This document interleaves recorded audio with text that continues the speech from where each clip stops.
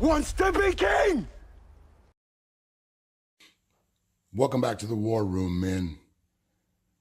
One of my tasks for my 90-day of suck program is to be more consistent in uploading content to this channel. Over the past couple of months, because of some of the messages that I've gotten, some of the emails that I've gotten, and some of the things that people have shared with me, I've come to understand the necessity of sharing the things that I've learned over the course of my life. This channel grew because of the buffoonery of Fresh and Fit. And like manna from heaven, these guys continue to provide talking points and give the ultimate illustration for men to point to the lost boys and say, this is a perfect example of what you don't want to do. You know, when I look at the implosion, the basic self-destruction of all the self-proclaimed alphas that have basically eaten their own tail, ranging from Donovan Sharp, Fresh and Fit over and over again, the cuck Jack Murphy, and all the other guys that have been exposed for just basically being fraudulent. One of the common threads, the most common thread, is that I think that all of these guys truly believed in the mask that they were wearing, that they were selling. That fake it till you make it mantra, they fully embraced it, they embodied it, and they perfected it. And they found a way to project this fake, toxic version of what men were supposed to be and aspire an army of youngsters to emulate really toxic behavior. And you can point to all the obvious fumbles that Fresh and Fit have done.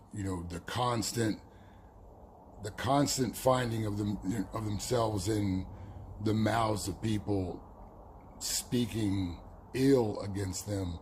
And I suppose that if notoriety is the same as fame, if all attention is good attention, which seems to be the culture we live in, then their strategy is working. But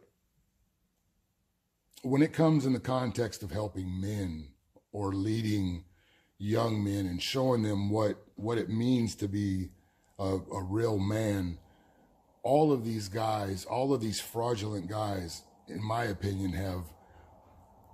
they've shown a huge flaw in our culture, but more than anything else, they've shown what you absolutely do not want to do in your pursuit of becoming a man. In this series, the first thing I said was that you needed to treat your time as the most important commodity that you have, because as long as you have time, as long as you have the ability to get after it, you're still in the fight. You can still earn whatever it is that you're worth. But when you run out of time, it doesn't matter how much money you have, the game is over. So realizing that your time is the most important asset in your life is very, very key. And the second thing was realizing that you are responsible for everything that happens in your life once you take control of your life, once you become an adult.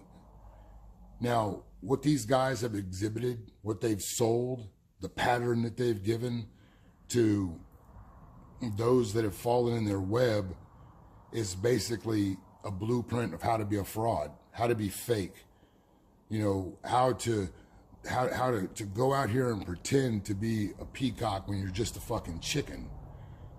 And over again, these guys have exposed themselves by their own volition. They have exposed themselves to be frauds. With this latest escapade with Brittany Renner, being set up with the latest thing that's gone semi-viral, was a perfect example of how these men, these grown little boys, are nothing like what they pretend to be.